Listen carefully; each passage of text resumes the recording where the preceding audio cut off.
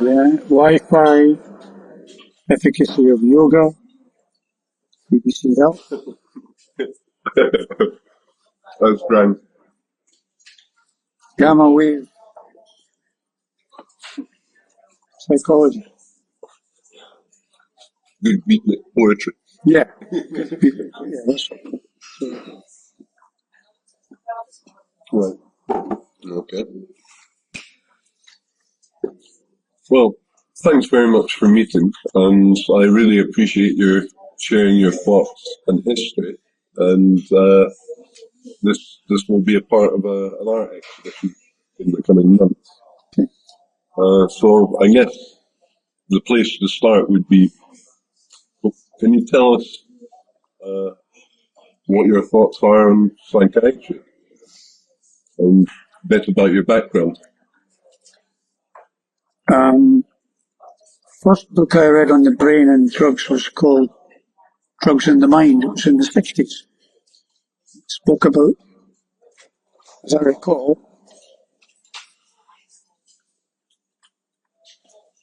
traditional hallucinogens and drugs that affected the mind from indigenous societies around the world.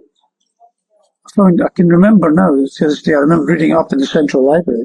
I found it fascinating. And then around that time, I was studying pharmacy. Long after that, people like, who was the great leader of the hallucinogen, Timothy O'Leary, became that kind of sense that there was another way of looking at the mind, and some of those drugs became known to the public. I don't recall that we ever discussed them in pharmacy to any extent in the lecture theatres of discussions. I can't recall that we did, but I was aware of them and took some interest in them. In terms of psychiatry and pharmacy, I wouldn't say there was a tremendous crossover, because most people who would be treated with psychiatric drugs would usually have been in hospital, not so much in the community. But there was the early antipsychotics. I remember particularly chlorpromazine, which was branded Largacto. I think it was May and Baker, if I'm right. We dispensed a hell of a lot of that. And then we had, at that time, the big central nervous system medication was the barbiturates, which poured out by the bucket. I mean, just by the bucket, by the ton. Doctors' wives were addicted. Countless millions of housewives were addicted to barbiturates. And the response from the physicians was that this was psychological addiction, not addictions. That was how they described it.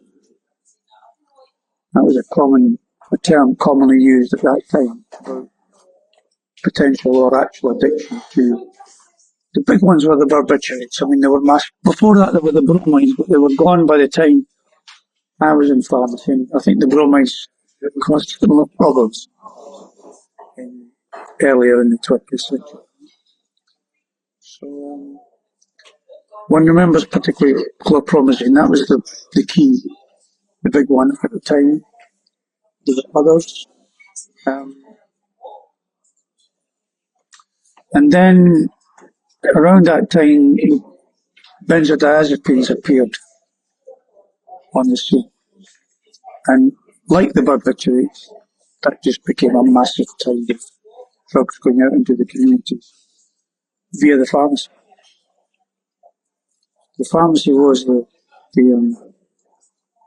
funnel through which these drugs were disseminated throughout communities. And did you have a sense of why they were being prescribed? Just for anything and everything. People would go to the doctor and they wouldn't sleep, or they would be happy with life or whatever. And it was completely uncontrolled and unregulated. And around that time, there was things like antihistamines, which were also being used for hypnotic.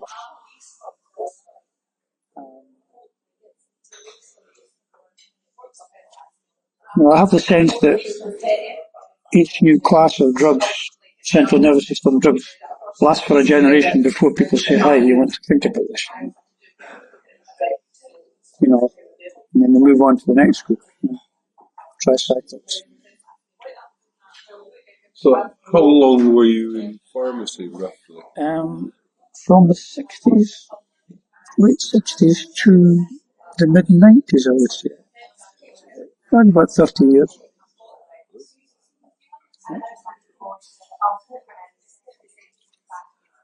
And I moved out of pharmacy because I was interested to develop a nutrition approach to health. And, that proved quite interesting and fruitful because that took me down the road of metabolism, which I've now focused on for the last couple of decades. But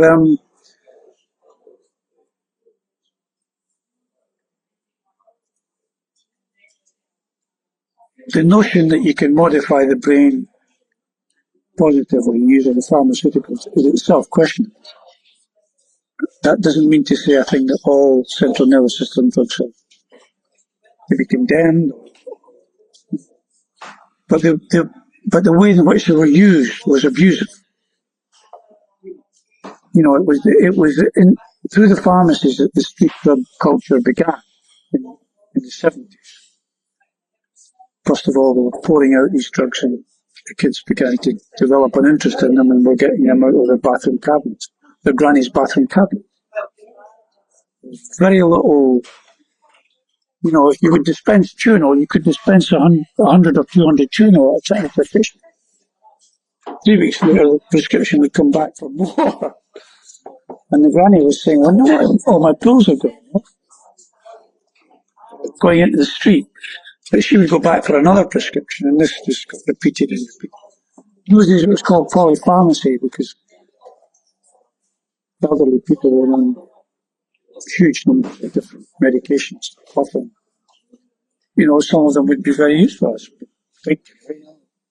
cardiovascular, diuretics, antihypertensives, may or may not have been helpful.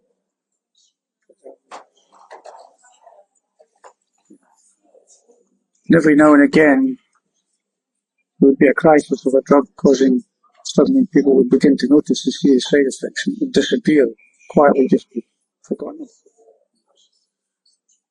Medicine doesn't like to know about its mistakes. And the abuse of, the reps were, I think there was abuse in terms of what the reps were given to doctors to prescribe particular types of medications. I don't think there's any doubt about that. I saw evidence of it. Not with any particular individual or anything, but just the general culture was, the reps would show up with hundreds of thousands of central nervous system doses in the boot of their cars because, cars were stolen. And some guy said, "Wow, I've got 200,000 Mogador," something like that. So I can't speak for pharmacy currently because I've not been around for it. I'm sure it's much better controlled, better regulated. I think with computers it probably is. I'm interested. Can you tell me about a few of the drugs that did disappear, that did cause problems? I think the amphetamines was massive. That was around about just shortly after the amphetamines were around from the time I was in pharmacy, and they'd been there for some time before that. That caused massive problems. One remembers Mandrax, which is the most toxic methadone. just caused massive problems. Prescribed as a sleeping tablet. Its addictive potential was huge. That went on for, I don't know how long. It would be difficult for me to put times to it, but it went on for many years. Caused massive problems. Around about the 70s, people started breaking into pharmacies because they began to realise that there was potential money to be made by emptying out a pharmacy all the time. And it was all done, they knew what to take. I mean, they wouldn't go around the shelves and pick up flu cloxacillin or, bother with that, or benzopenicillin or something like that. They knew what they wanted. Stacks of barbiturates, benzodiazepines, everywhere. And that was before heroin and the second wave of the drug culture began, probably the late 70s into the 80s, but it began from within the pharmacy into the homes, and that's where it made its way onto the streets. So maybe that's forgotten a bit, that aspect of how street drug culture began. That's in my experience. So I usually was working in big working class communities. I was very much aware of it, Began in these areas.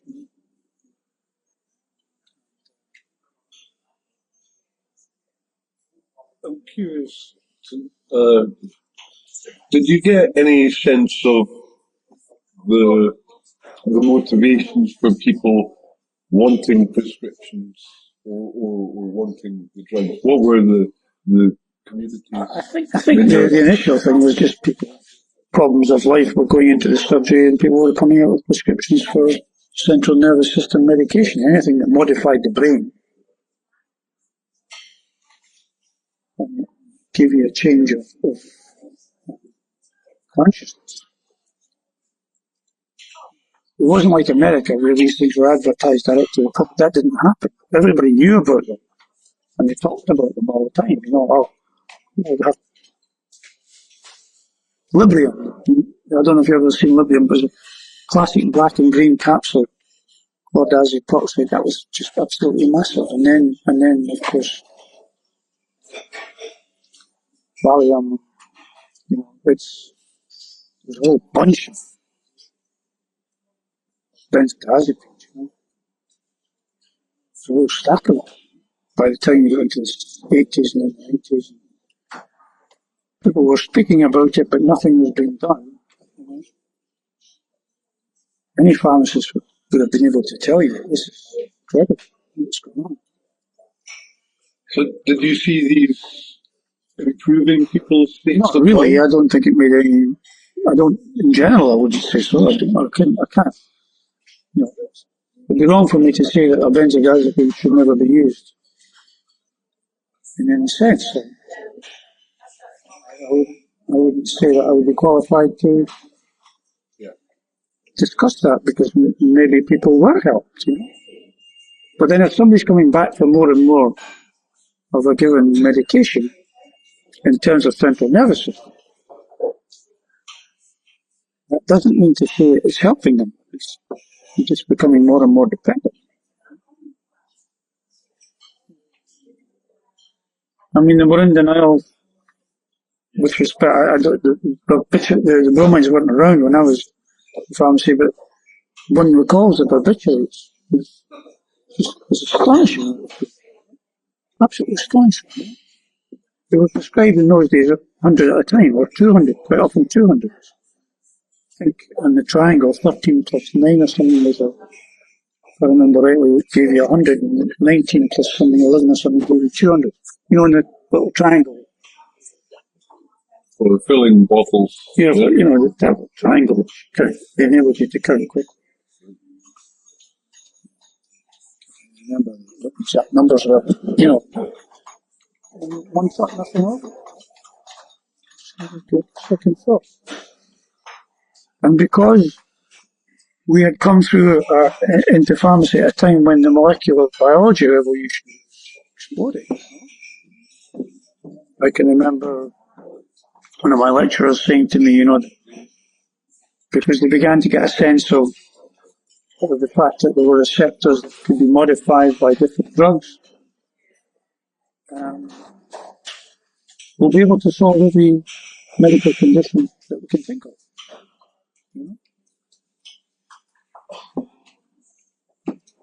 Hasn't quite worked out that way, has it? So on the theoretical side, what were the big watersheds or shifts? I don't think there was ever any theory that I recall that really validated all this stuff. It's just, when a rep came in with a drug, in those days, if you had come through pharmacy, then you believed that no drug would reach the pharmacy which hadn't been properly tested. You would believe that the guy was telling you a story, nice story about this particular drug. And we just bought into it. Yeah, I imagine there must have been some testing. Well, there was, for sure. I don't know. I haven't studied that in detail, but I think it was pretty.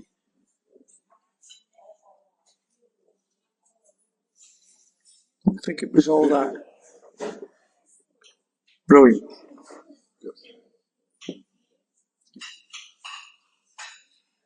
One looks at the newer,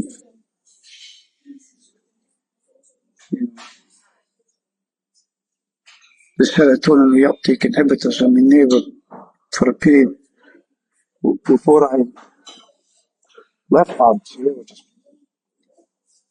froze up. I don't think was any real evidence that they were all that useful. But they only had to have a small margin of, and of course a lot of the studies that would be negative were just probably hidden. That's my thinking about it. I haven't studied it in detail, but I don't think that's incorrect to say that. I don't think there was any legal requirement for publishing studies which were negative. So any study that was positive would get published.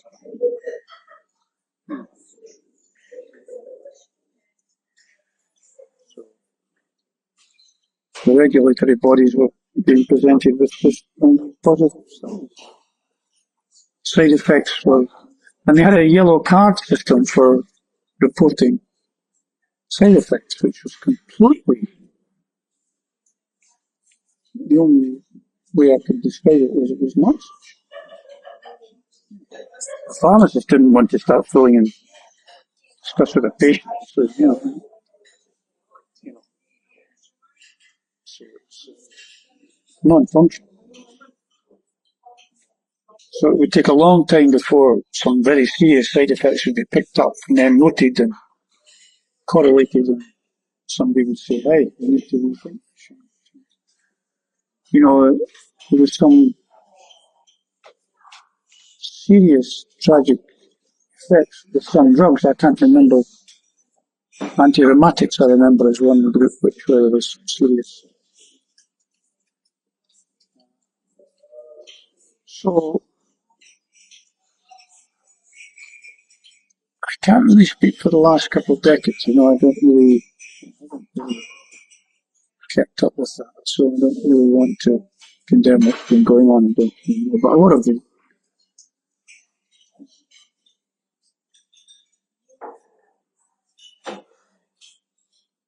If somebody offered me a central nervous system drug, I would think very long and hard before I would even think about using it. I'd be very, very, very reluctant under any circumstances. I'd have to look at the science behind it. Okay. And I'd have to have some very, very serious condition before I would even begin to think. That doesn't mean to say I don't like drinking a pint of beer. I do. Not above modifying consciousness with a drug, which is alcohol. But and coffee as well.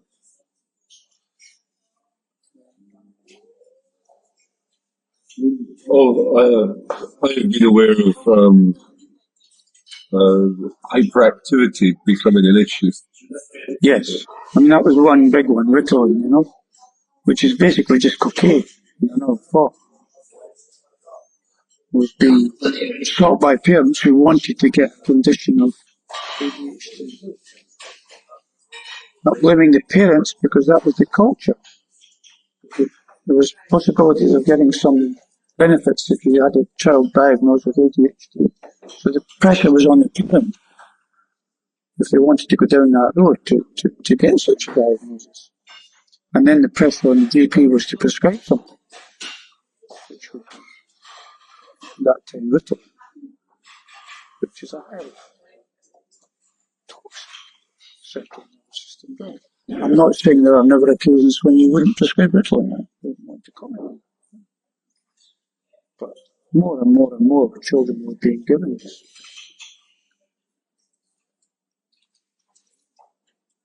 Questions of results. So that's just a small example of maybe not all that small. I don't know what the figures were, I don't know what they are now. I suspect it's probably still going on. So the sociology is interesting here. It's fantastically so, because who's to blame? Well, it's difficult to. The regulatory authorities certainly have responsibility, the medical professions, those who wielded the prescription pads have to answer some questions. Pharmacy played its role because it didn't say, hang on, are you giving all this? Is this necessary to give all this? And the pain.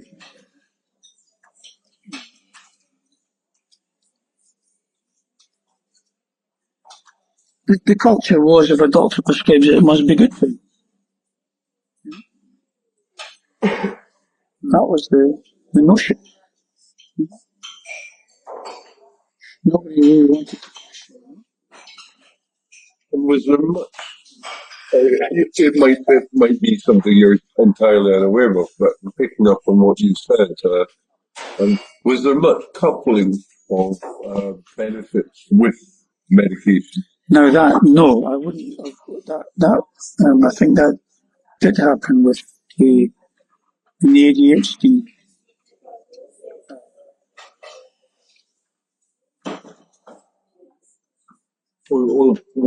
But I don't think, I don't believe there was actually. No, I wouldn't say that at all. But I think with ADHD there was a sense that was happening. But I never actually would say that I came across a particular instance of it. The notion at the time in pharmacy was a bit of that going on. I don't know how widespread it was. It's a question of practice. Did you have a sense of impoverishment? Were people sad or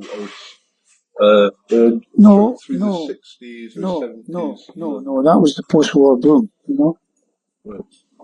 And 60s into the 70s there was jobs, jobs available. People were getting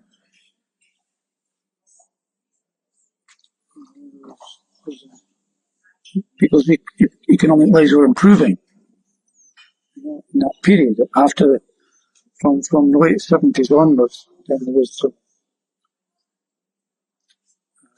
beginning to be destruction of the huge working class industries and institutions. Then began having that impacted on the youth, and youth reacted in the way that it did. Because there were jobs around, there was then, yes, so the sociology of it then is connected to the politics. Where you could make a connection between that drug culture, which began in the 70s, the street culture, was correlated to the politics of the period. Yeah, definitely. I was quite happy to see that. Yeah, definitely. And as a retrospective, I'm interested to hear what you recall as some of the key commentators or figures that were talking in the area of psychology, psychiatry. Were there? Well, one remembers R.D. Laing in particular. He's kind of an anti-psychiatrist. I was very interested in Laing, his work, you know. And I felt that he was right. You know? The psychiatric profession had lost its way, I thought. And he was absolutely correct. You know, he remains a very interesting figure of that period. And, I think probably still has a lot of support. He himself is a bit crazy, but Can you tell me a bit about, tell me more about R.D. Laing?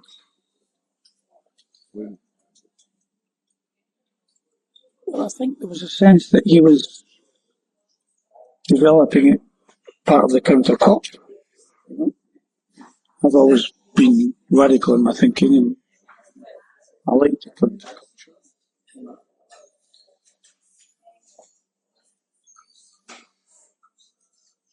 I think Lee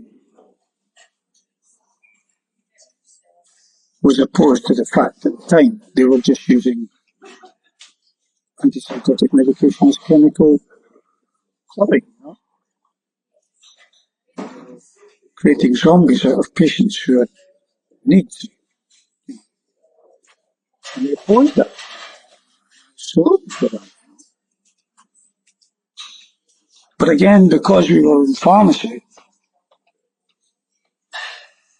we weren't so closely connected to psychiatric treatment. You know, that was outside of our normal. You know, you were dealing with thyroid stuff, hypertension, cardiac problems, all that kind of stuff was the stuff you dealt with. And of course, all the hypnotics and antidepressants, which was massive funds.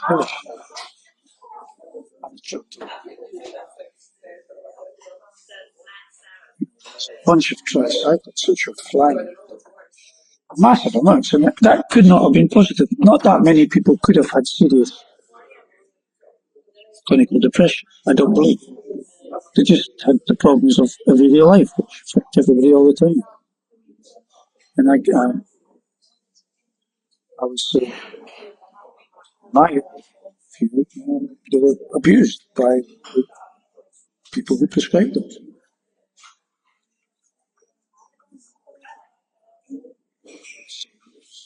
I think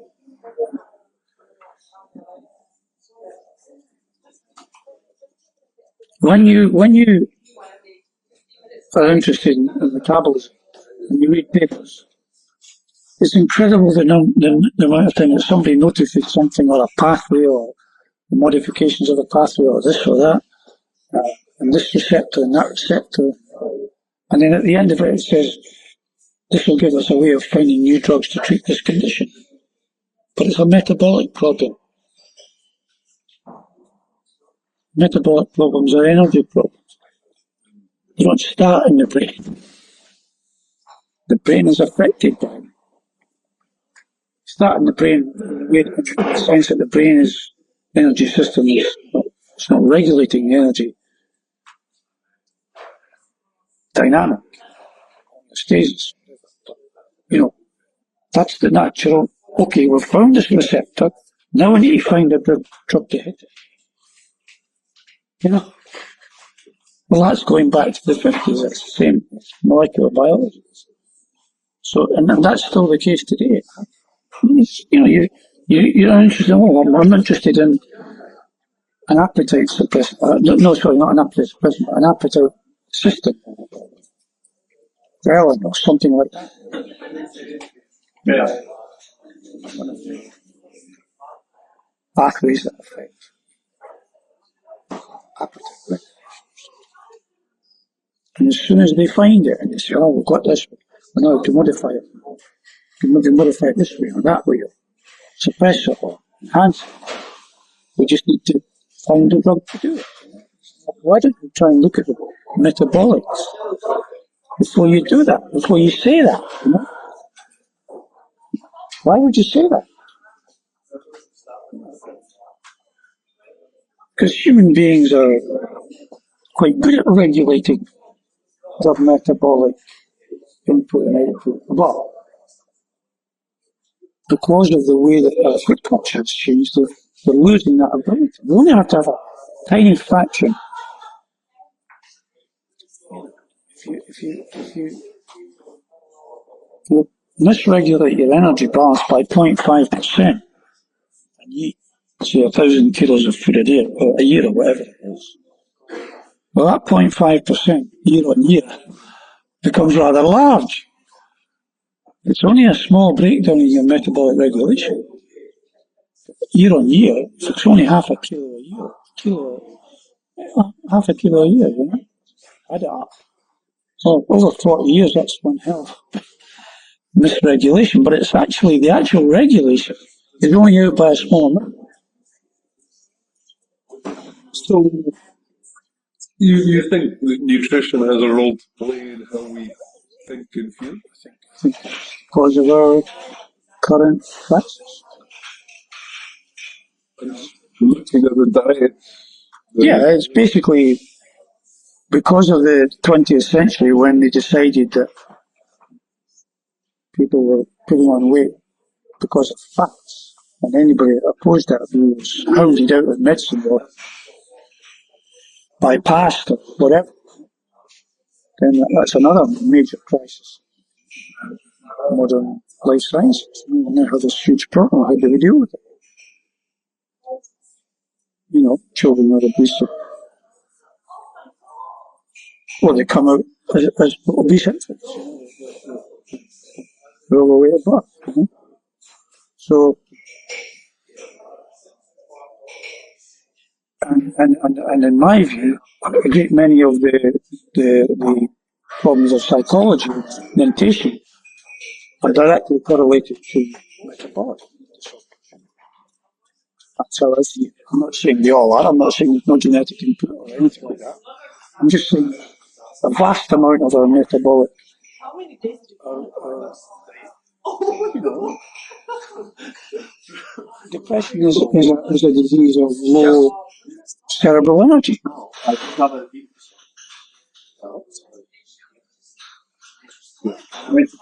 The metabolic systems that we are developing are preventing the brain from getting its own.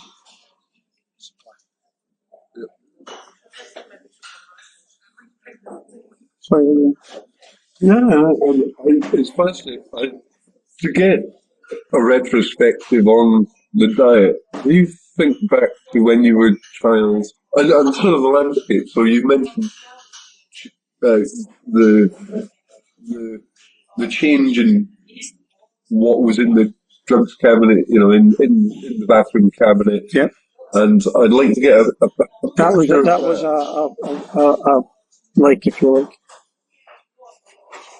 critical moment in the history of the 20th century in terms of medication. That was a big moment. You know, lasted for some years, but that was the window into the drug culture that followed it, which was then became other drugs, you know, cannabis, heroin, and all these other things, you know.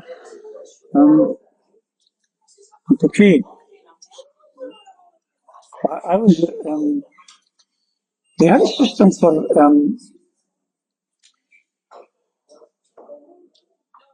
what's the word I'm looking for? You had to register when you were a drug addict in the 60s. So there was a register for each town, area, whatever, of who were the drug addicts. And in Edinburgh, I think there was about 2. Or it might have been with a particular pharmacy, I can't remember. But anyway, And I remember during the festival, it got up to about 3 or 4. You know what I mean? 3 or 4 drug addicts? Yes, in the 4 register. people? Yeah. There'd probably be others who weren't. The problem was that there was a massive number of drug addicts, but they weren't taking heroin or cocaine or anything like that. They were using drugs that came out of the pharmacy. So it wasn't as though there wasn't a massive part of the population, a large part of the population. You would be dispensing a prescription for the physician's wife. It would be 200 butobarbital, or phenobarbital. That was common, not uncommon. And I think there was a few criminal prosecutions of doctors who abused it. Very rare. I can only think I remember one. So fine. But that was because they were doing that to their own patients. They thought it was fine. They commented very much upon it. Normal, In the course of a day, you dispense 20 or 25 prescriptions for barbiturates, or even more, if you're in a busy pharmacy. So it's part of everyday life, And I would say that's where it all began, with the barbiturates. Then it exploded with the benzodiazepines. Just exploded. By that time, the youngsters were beginning to use them and abuse them, so it was common for you to get ready for your. That was a regular event. I can remember I worked in the area where I was rated once every 3 months, And then there was people falsifying prescriptions because they were handwritten. So if you were good at it, you could do it. Usually they would get picked up. Probably not always. I experienced that a number of times. People just did that. So you then have to phone the doctor and then phone the police. And on occasion when one guy came in with a false prescription, there's nothing I could do. I knew he was a good lad. I liked him.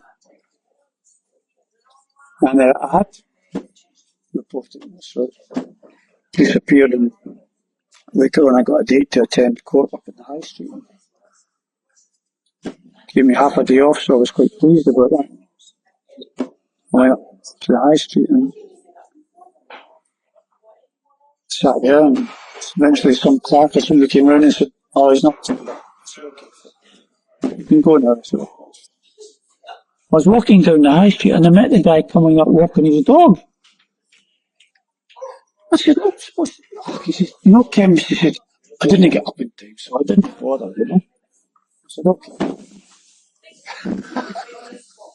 He wasn't the least bit phased. He said, chemist, I was going to come, but I was sleeping, That was his response. I'm interested to also get a sense of the food available, because you've raised metabolic and nutritional questions. So if I went into shops and if I had money to buy food, how is it different today? It's massively different because people didn't have access. It's massively different because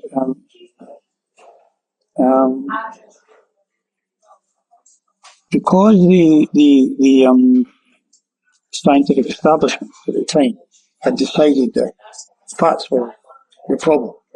Okay, that was from a great American physiologist who developed the K2 rashes. God, his name is just brilliant physiologist. And he developed the idea that it was the fats, the problem with the American diet. Hamburger and chips. And so there was a number of, throughout the 20th century, there had been a number of very useful studies showing and before the 20th century, when the carbohydrates were a problem. You know? It would be a serious problem. But in the 50s,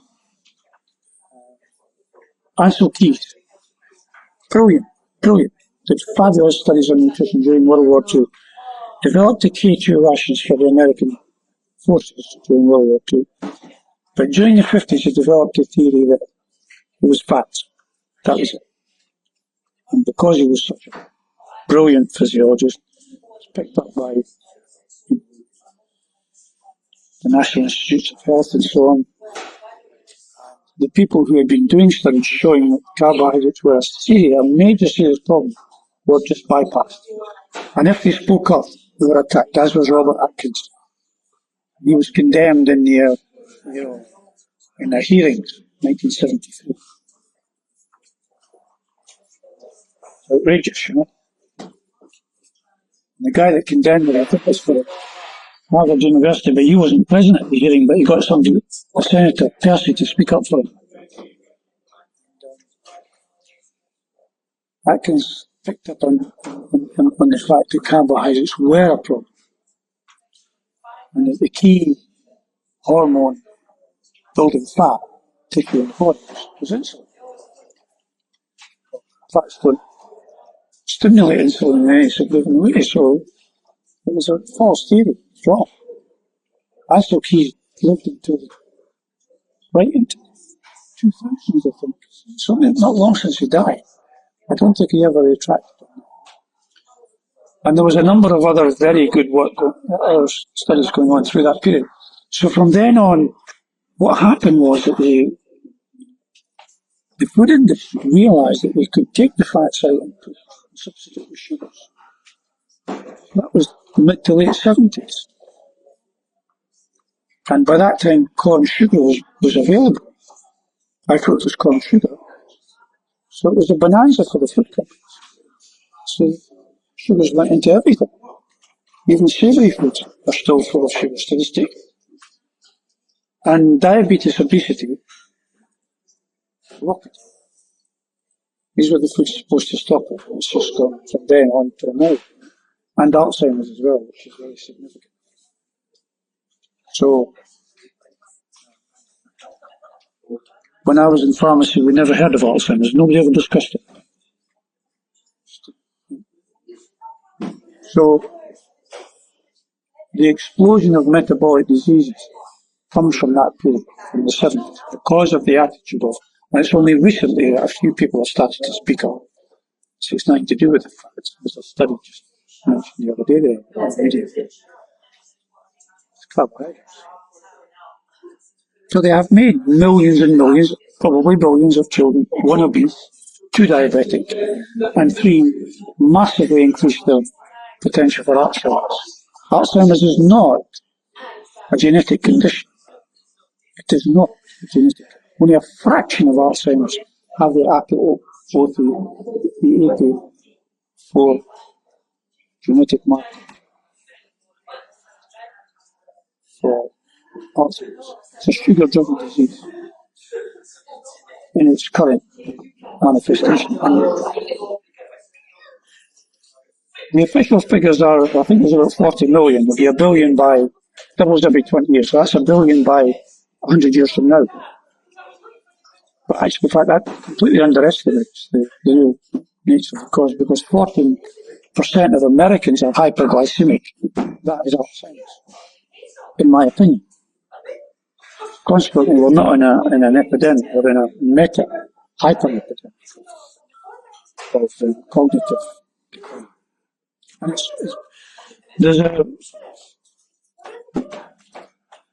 guy called Flynn who works out of Otago University in New Zealand. Flynn noticed that through the 20th century, IQ rose steadily, globally. Other researchers have now shown, Scandinavian and Dutch researchers have shown that it's in reverse. Cognitive IQ is in decline. Nobody seems to be able to explain it, but it's quite easy to explain. Sugars suppress glucose transport into the brain. That's what they do. So the brain is underfueled, the brain is constantly hungry, it never gets the fuel it needs. Consequently, it upgrades the stress system and the appetite system and says, you've been to a junk food outfit. You've massively increased your glycemia, so you've got sugar coursing through the system, sugar stops the glucose going into the brain, and 15 minutes later the brain's like, oh, I'm sorry. Go back, so I'm not getting fed. And cycle repeats. And all the excess energy is settled off and turned into fat. But it's glucose, it's nothing to do with fats. It's converted to fat. It's still. What are the more fresh foods? Yeah, fresh foods are great. But we have to modify our intake of carbohydrates. It's stunningly simple. So back some time ago, say 60s and before, there were more fresh foods. There was less sugar. There was no processed foods. It's processed foods that are full of sugar. Processed foods, you get cans of fruit, so there would be some sugar in that. Beans would have sugar in it to make them nice, edible and so on and so forth. But people didn't have access to mass. They had sugar on the table. So some people take 2 or 3 spoonfuls. But that was their access to sugar, by and large. And then, of course, the so-called healthy drinks came on the market in the last 20 years, and they're full of sugar. One thing to eat an orange, it's another thing to eat 6 oranges in a glass of water. You know what I mean? So, everywhere, sugar's everywhere. Did you have a sense of the increase? You said that Alzheimer's was never even heard of. Or no, it never. I had one grandparent who was demented. You never heard of many people like that. It was very unusual. It was very unusual to hear about people losing their memory. Most of your grandparents lived quite long and healthy lives. Cardiovascular disease was around by then, and so on and so forth. But cardiovascular disease is relatively new disease. It wasn't really all that prevalent in the 19th century. It's a 20th century disease. And that's connected to an increased consumption of sugars in the 20th century, before the real explosion, which was in the 70s. There's a steady increase in consumption throughout the 20th century. I mean, there's studies in South Africa and around the sugar plantations where people who were given £1.5 pound of sugar a day, I think, something like that, as part of their waging, which they would share, obviously, with the farmers. In King George, there's something hospital in Durban, I think, the guy's name, but anyway, it's all documented.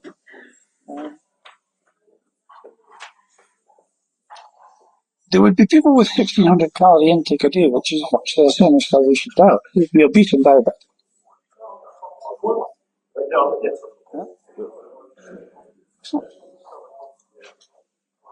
It's not what calories you take, it's the quality of the calories. There were there was an Israeli study on people who came from areas where there was Jewish communities in the Yemen, somewhere like that. They were all flown in the 40s, probably, maybe the 50s.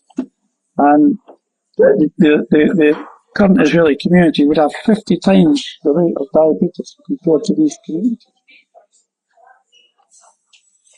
Pakistanis coming from Pakistan. It was unknown at that time, Connections, It's carbohydrates that are the problem.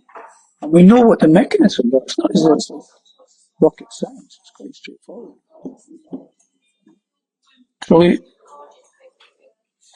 But I'm sure that because we know the connection to the brain,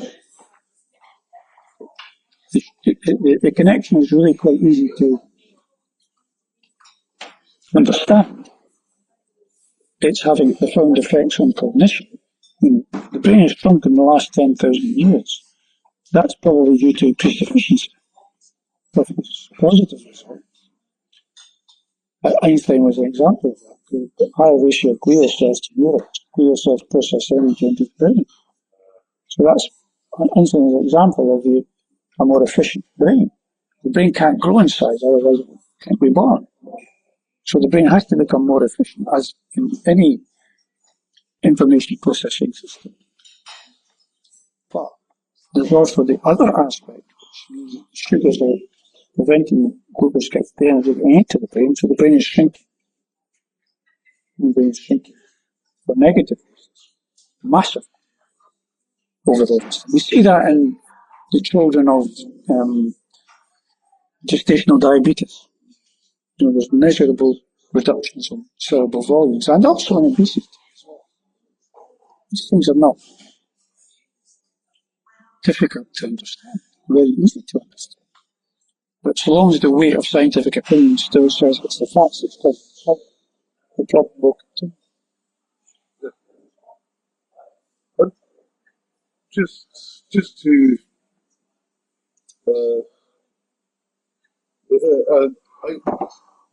has there been a proliferation of psychiatric or psychological labels or diagnoses? Or I think I've got a sense of the answer here. I can't really say that I would be able to speak with any degree of.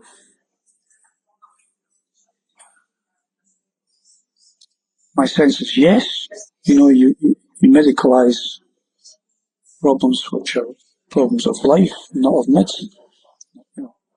Don't really, but that's just a general comment. We know that drug industry needs to medicalize normal problems so that people take the medication.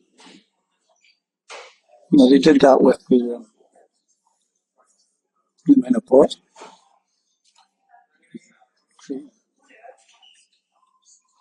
Massive industry was that. I'm sure some people, there's some benefits came from that, but also it's not always beneficial to take these hormones.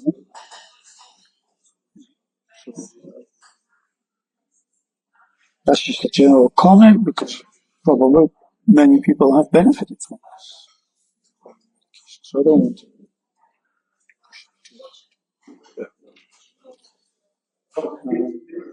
But if you can medicalize a normal part of life, then you've got a market.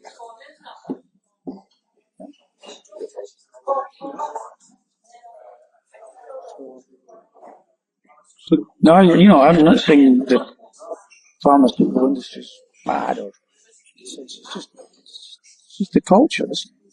It's the way the culture works. I meet people from the pharmacy, and they're wonderful people.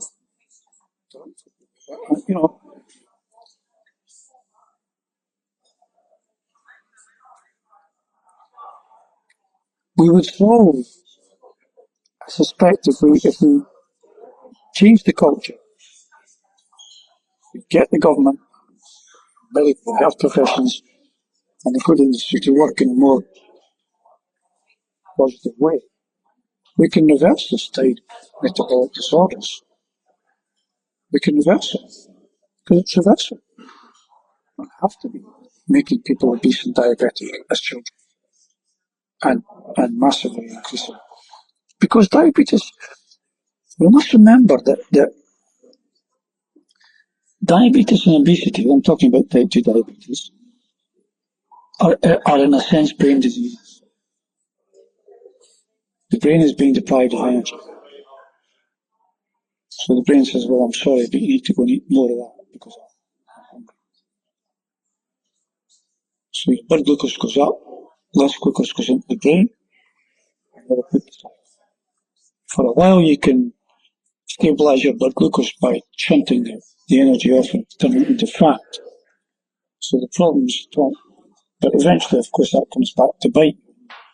You can no longer control your blood glucose. So the doctor says, oh, you're now getting diabetes. That's because you're obese. Actually, it's the other way around. It was diabetes of the brain. The brain was not getting its energy, which was the first condition. That's pediatric Alzheimer's. That's what it is. The brain isn't getting the energy it needs. I mean, the drugs that we're using for Alzheimer's are not very successful. All we do is work on the system that expresses that lack of energy in the brain. It's the glutamate system.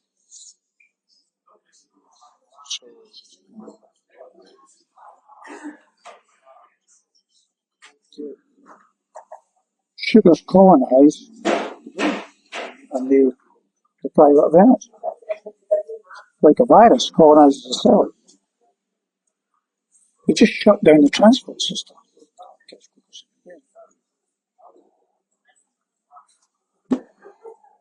Well, I really appreciate you. I think I've gone off the subject a bit. No, it's But these things are not unrelated. a simple question, and No. that's why I think I'm trying to collect lots of different perspectives, lots of different. I mean, you're looking at particularly at the way that the system of medication in relation to psychiatric problems. Now, that's a bit out of my field, but I would say they're not unconnected. Metabolism and central nervous system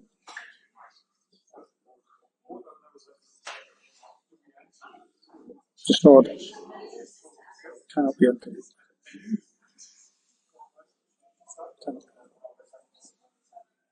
And what note would you like to finish on?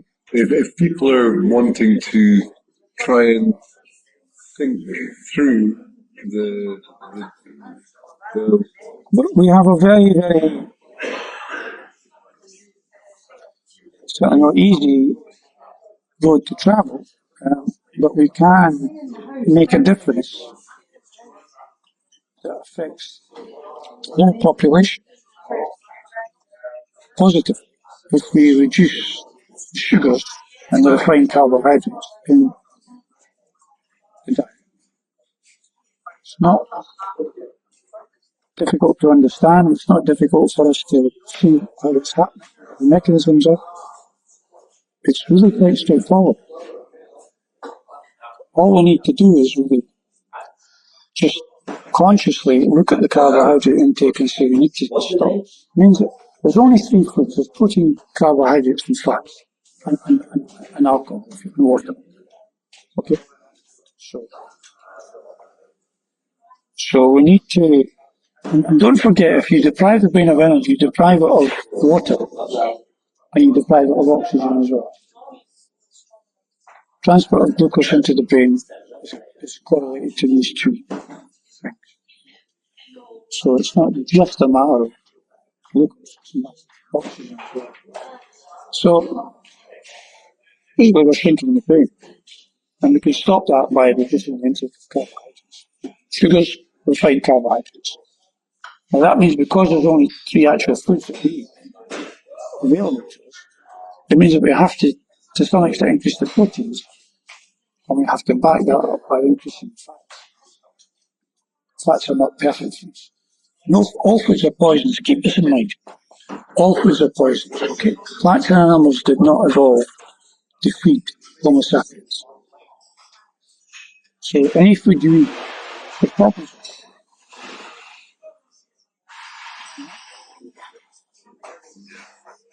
So fats, there are problems with fats and cytokines, so on and so forth, Inflammatory cytokines, fats can, to some extent, that's your choice. Continue to eat the carbohydrates and you will shrink the brain and cognition will decline rapidly, massively and rapidly. Replace the carbohydrates with fats to some extent and you will massively improve the situation. You won't make humans perfectly healthy, they never will be. But you will make them healthier than they are and cognitively enabled.